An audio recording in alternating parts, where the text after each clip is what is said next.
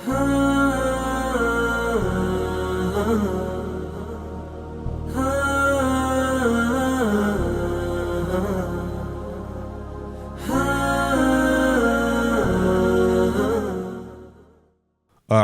بالله من الشيطان الرجيم قل يتوفاكم ملك الموت الذي وكل بكم ثم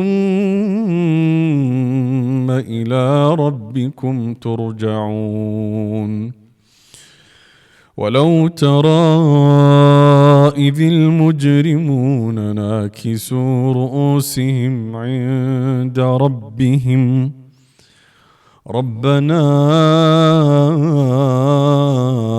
أبصرنا وسمعنا فارجعنا نعمل صالحا إنا موقنون ولو شئنا لآتينا كل نفس هداها ولكن حق القول مني لأملأن جهنم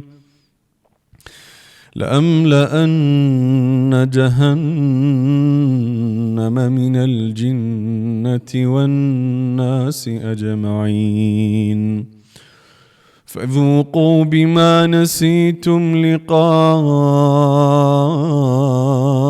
يومكم هذا إنا نسيناكم وذوقوا عذاب الخلد بما كنتم تعملون صدق الله العظيم. السلام عليكم ورحمة الله وبركاته. دار الكبرى قرآن النايدين تمرت معاكلوشنا. دار الكبرى قرآن النايدين تمرت معاكل قرآن كقاعدة جمرو اسك حفظ درس ያስተማረ ቆይቷል። دار الكبرى እንግዲህ አሁን ደግሞ በአይነቱ ልዩ ሆኖ የተለያዩ አዳዲስ ፓኬጆችን ይዞ ወደ እናንተ ብቅ ብሏል።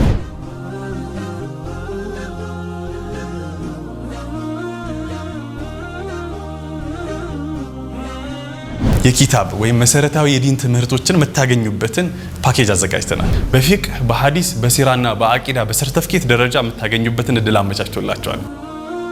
ምናልባት ቁርአንን በአካል ወይም በኦንላይን የማንበቢያ ጊዜ ካጡ በ15 ቀን ያለ ኡስታዝ መታነቡበትን የቪዲዮ ኮርሶችን አዘጋጅተንላችኋል።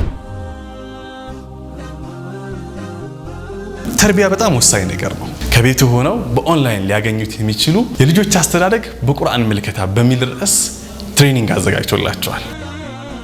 ተጨማሪ ፓኬጆችን ማግኘት ከፈለጋችሁ ዳሩል ኩብራን ምርጫው ያድርጉ። ቁርአን ለምንድነው ወደዚህ ዓለም የመጣው? ለምንድነው የወረደው ከሰማይ?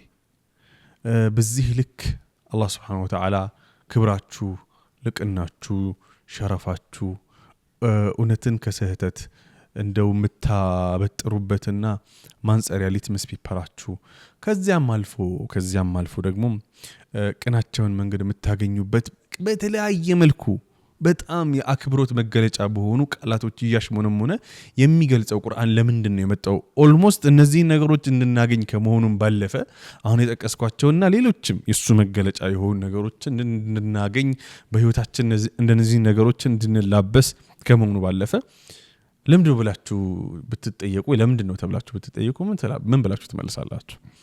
ለዚህ መልስ የሚሆን ቁርአን ላይ በጣም ብዙ አያዎችን ሳገላብጥ አንድ ሸህ የተናገሩት ነገር በጣም አጀበኝ። በቀሊል አማና በጣም አጀበኝ። ይህም وكذلك نفصل الآيات ولتستبين سبيل المجرمين የሚለው ነው። ልክ እንደዚህ እኛ አያዎቻችን አልአያት የቁርአን ተአምራት የሆኑ አያዎችን ጠቋሚ የሆኑ አያዎችን እንፈስል ማለት በጣም እናብራራለን ማለት ነው። ኦኬ ለምንድነው ፐርፐዙ? لتستبين سبيل المجرمين አማጺ የሆኑ አደገኛ ፍክራ አስተሳሰብ አደገኛ ነገሮችን የመፈጸም አቅም ያላቸው በአደገኛ በሆነ መንገድ ማለት ነው። በቃ መጃሪም ሙጅሪም የሆኑ ሰዎች መንገዳቸውን ታውቁ ዘንድ ነው አላህ Subhanahu Wa Ta'ala።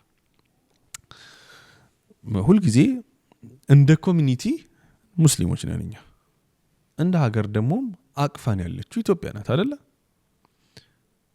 ለምሳሌ እኛ ከልጅነት ጀምሮ እንግዲህ እኔ ነፍሴን ካወቅኩበት ጊዜ ጀምሮ እቺ ሀገር በቃ ከድህነት ወጥታ ፖሊሲዋ እንደዚህ ነው ከችግር ተላቀን ከመሀይምነት ከኋላ ቀርነት ምናምን እየተባለ እየተሰበከን ያው እኛም ዩኒቨርሲቲ ገብተን ወጣን። ይሄው ችግሩ እንደባሰበት ነው። ምንም ያው ነው ምንም ማለት ይሄንን ያመጣውበት ምክንያት መሰላችሁ ቁርአን እናንተ ኋላ ቀር እንድትሆኑ የእናንተን ሪሶርስ ሌሎች እንዴት መጠቀም እንደሚችሉ እንዴት እንደሚያሰሩ ሀብታችሁን በአግባቡ ማኔጅ እንዳታደርጉ ያላችሁን አቅም እንዳታውቁ ማይም እንድትሆኑ የማይረባ ዕውቀት ራሱ ነው የማይረባ ዕውቀት ላይ ጊዜያችሁን እንዴት ማሳለፍ እንዳለባችሁ በቃ በሁሉም የህይወት መስመር እናንተን እንዴት ባሪያ ማድረግ እንደሚችሉ የሚያቅዱ የሚያሰሩ አካላት መንገዳቸውን ላብራራላችሁ ነው የመጣሁት። ከዛ እናንተም ታረጋላችሁ እዚህ ጋር አንዴ በጀማ አንዴ በሆነ በሃይማኖት አንዴ በሆነ ምናምን ነገር ጎራ ሰርተ ድንጋይ ተወራወራለህ። ምንድነው እንዴት ኮንሺየስ መሆን ያቀታችኋል? እንዴት ንቁ መሆን ያቀታችኋል? እኔ እኮ የመጣሁበት ፐርፐዝ ይህንን ላብራራላችሁ ነው። ምንድነው መንገዳቸው? ሙጅሪም የሆኑ ሰዎች ተጠንቀቋቸው። ህይወታችሁ ላይ በሁሉም ህይወት መስክ ማለት ነው ፖለቲካሊ፣ ኢኮኖሚካሊ፣ ሶሻል ኢሹ ላይ ኤጁኬሽን ማናቀና ትዳር ሁሉም ነገር ላይ እናንተን ስኬት ላይ እንዳትሆኑ ለስኬት እንዳትበቁ በቃ ሁሌም ሴራዎች ይሰራሉ። ስንፍናችሁ ምናምናችሁ እንዳለ ሆኖ ይሄንን ግን ታልፉ ዘንድ እኔ ካልጠቆምኳችሁ በቃ መጫወቻ ሆናችሁ ነው የምትቀሩት ነው እያለ ያለው አላህ Subhanahu Wa Ta'ala። የኔ የመጣሁበት ከሰማይ እኮ ወደ ምድር የመጣሁበት ግብ አንደኛው نفصل الآيات ولتستبين سبيل المجرمين ነው የሚለው። ስለዚህ አሁን ካለንበት 1001 የችግር ማአት ውስጥ ለመውጣት ከፈለገን የመጀመሪያው ቁርአን የሚጠቁመን ነገር እዚህ ችግር ውስጥ እንድንገባ የሚያደርጉን አካላት ችግር ውስጥ እንድንዘፈቅና ከችግሩ እንዳንወጣ የሚነድፏቸውን የሚያቅዷቸውን ነገሮች በደንብ ማጤን ነው። ምንድነው የሚደረግ የሚታቀድልኝ የሚለውን አንደርስታንድ ሳታደርግ ከችግር መውጣት አትችልም። ኦኬ የሆኑ ለምሳሌ የሆኑ አጀንዳ ሲራገብ ለምንድን የተራገበው ይሄ ነገር ማን ነው ከዚህ ጉዳይ የሚጠቀመው ከጀርባው ያለው ማን ነው ብሎ የማየት አቅምን ቁርአን ይሰጣል። at the same time ያብራራዋል ጭምር ነው ያብራራዋል።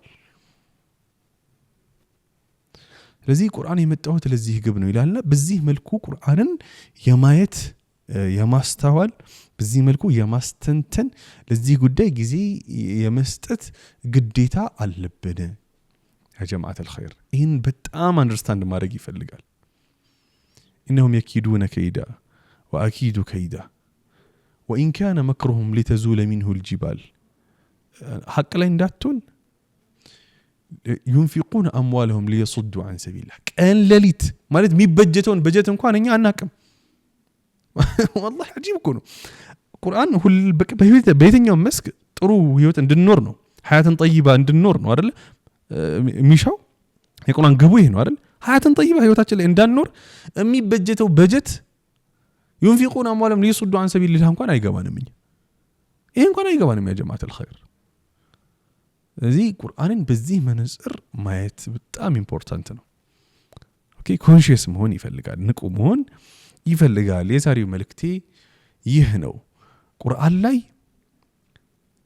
ሰዎች በህይወታቸው ስኬታማ እንዳይሆኑ ተቃራኒ አካላት ምን ያደርጋሉ የሚለውን እስኪ ጉግልም አድርጋችሁ የተለያዩ ኤአይ አማራጮችንም ጠይቃችሁ ለማየት ሞክሩ። በጣም ብዙ በጣም አጂብ የምትሏቸው ነገሮች ይገለጡላችኋል። በዚህ አበቃለሁ። السلام عليكم ورحمة الله وبركاته.